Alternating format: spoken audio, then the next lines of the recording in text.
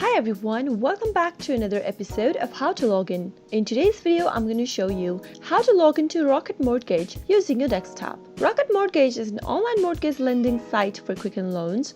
It is the largest mortgage lender in the US. If you'd like to log into your Rocket Mortgage account, go and click open a web browser. But before that, if you are watching us for the first time, subscribe to our channel by hitting the subscribe button. Also press the notification bell icon so that you'll never miss another update from us. Go ahead and type in www.rocketmortgage.com into the address bar at the top of the screen and make your search. You'll end up in this official website of Rocket Mortgage that looks like this. Go to the sign in button at the top right corner and click it on. You'll be in the sign in area of Rocket Mortgage, so go ahead and enter your username into the first text box that appears on the display. In case you don't remember your username, click on Forgot Username link right above and follow the instructions to look for it. Similarly, enter your password into the password text field that appears right beneath. In case you don't remember your password, click on Forgot Password link and follow the instructions to reset to a new password.